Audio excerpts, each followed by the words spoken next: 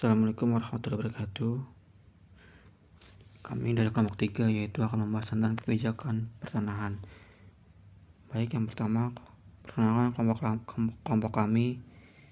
Yang pertama Anis, yang kedua saya sendiri Kiri Hari, yang ketiga Rafsanjani. Baik, di sini saya akan menjelaskan tentang pengertian hukum agraria atau pertanahan.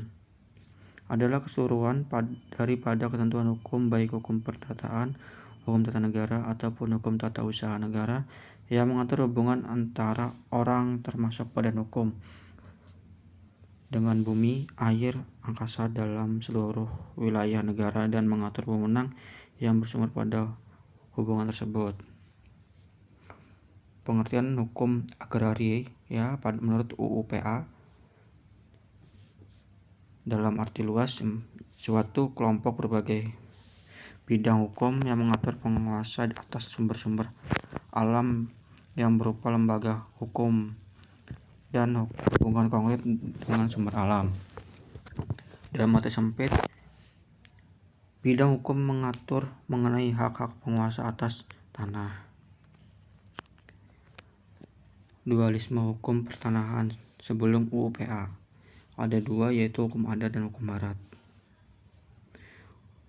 Hukum adat memberikan hak kepada golongan bumi putra. Hukum barat, wujud dari adanya hukum barat yaitu adanya hak egedom pada buku 2 BW yang tidak memberikan hak pada orang Indonesia melainkan untuk golongan Eropa, Tionghoa, dan Timur Asing.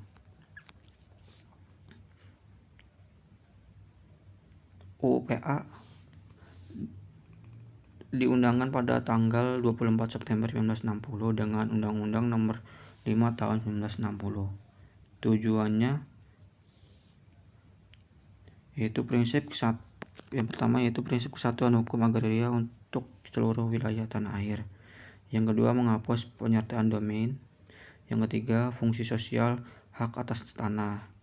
Yang keempat, pengakuan hukum agraria nasional berdasarkan hukum adat, pengakuan dari ekstensi hak rakyat. Yang kelima, persamaan derajat sesama WNI dan antara pria dan wanita. Yang keenam, pelaksanaan reformasi hubungan antara manusia Indonesia, tanah atau dengan bumi, air, dan ruang angkasa. Yang ketujuh, rencana umum pengguna persediaan pemeliharaan bumi dan ruang angkasa. Yang kedelapan, prinsip nasionalitas. UPA berbunyi pelaksanaan dari pasal 33 ayat 3 Undang-Undang 1945 yang berbunyi, bumi, air serta kekayaan alam yang terkandung di dalamnya dikuasai oleh negara dan dipergunakan sebesar-besarnya kemakmuran rakyat. Pasal 33 ayat 3 Undang-Undang 1945 menjadi landasan konstitusional bagi pembentukan politik dan hukum agraria nasional yang berisi perintah kepada negara agar bumi, air, dan kekayaan alam yang terkandung di dalamnya yang diletakkan dalam penguasa negara itu digunakan untuk mewujudkan sebesar-besarnya kemakmuran seluruh rakyat Indonesia. UU PA merupakan undang-undang yang melakukan pembaruan agraria karena di dalamnya memuat program yang dikenal dengan pasca program agraria reform. Indonesia meliputi yang pertama, pembaruan hukum agraria melalui unifikasi hukum yang berkonsepsi nasional dan pemberian jaminan kepastian hukum. Yang kedua, penghapusan hak-hak asing dan konsensi kolonial atas tanah. Yang ketiga, mengakhiri penghisapan feodal secara berangsur-angsur. Yang keempat, perombakan pemilikan dan penguasa atas tanah serta hubungan hukum berhubungan dengan pengusaha tanah mewujudkan pemerataan, kemakmuran, keadilan, serta kemudian dikenal sebagai performa-led reform. Yang kelima, perencanaan, persediaan, dan peruntukan bumi air, kekayaan alam yang terkandung dalamnya, serta menggunakan secara terencana sesuai dengan daya dukung dan kemampuannya. Undang-Undang Pokok Agraria telah mencabut peraturan dan keputusan tentang, yaitu Dominion Verklaring, Koninklijk Besluit, Buku 2 KUA Perdataan Barat, Agraris Wet, Peraturan Domein Verklaring yang bersifat umum maupun khusus, yaitu Domein Verklaring Algemenes, Domein Verklaring untuk Sumatera, Domein Verklaring untuk Presidenan Manado, dan Verklaring untuk Presidenan Zuider Otervadeling van Borneo. Koninklijk Besluit, keputusan Raja, tanggal 16 April 1872, nomor 29, peraturan pelaksanaan. Buku 2 KUH Perdataan Barat, kecuali ketentuan tentang hipotek yang masih berlaku pada mulai berlakunya UPA.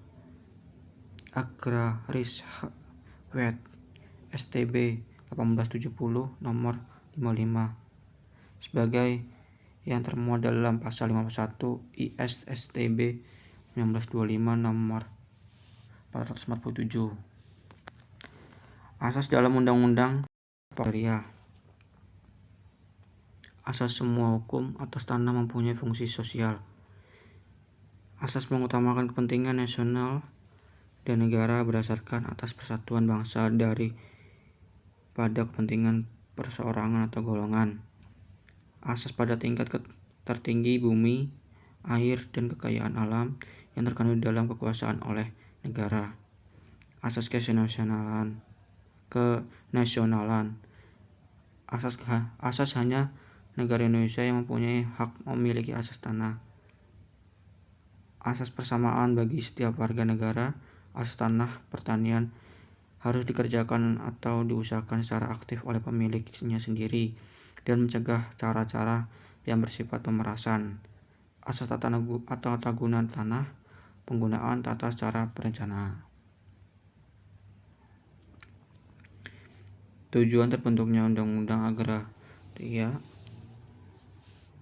Tujuan pokoknya yang pertama, meletakkan dasar-dasar bagi penyusunan hukum agraria nasional yang merupakan alat untuk membantu kemakmuran, kebahagiaan, keadilan negara dan rakyat, terutama rakyat tani, dalam rangka masyarakat yang adil dan makmur.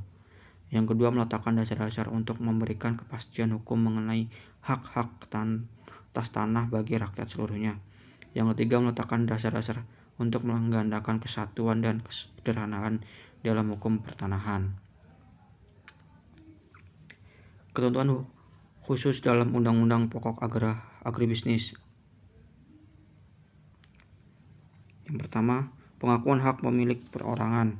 Yang kedua, tanah sebagai karunia Tuhan Yang Maha Esa, pasal 1 ayat 2 UU PA. Yang ketiga, pewakafan, pasal 5 UU PA.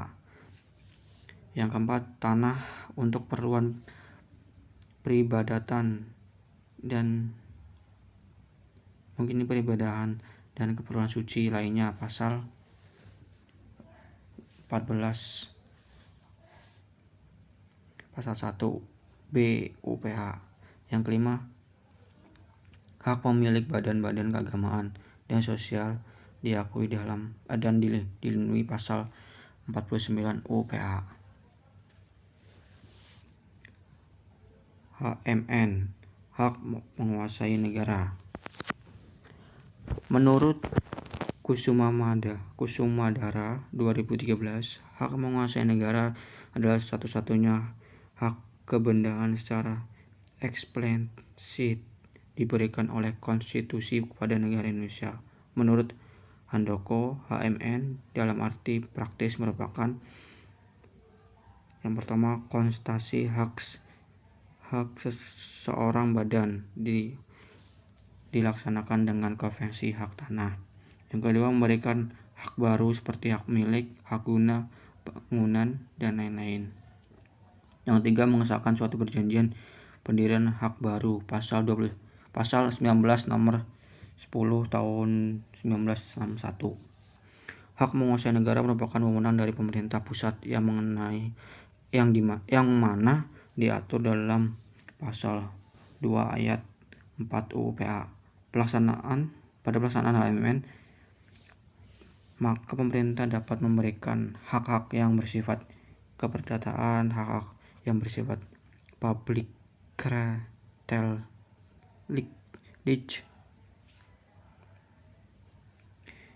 Ya, sekian dari presentasi dari kelompok kami. Apabila ada kata-kata yang salah atau kurang berkenan di hati, mohon dimaafkan. Terima kasih. Wassalamualaikum warahmatullahi wabarakatuh.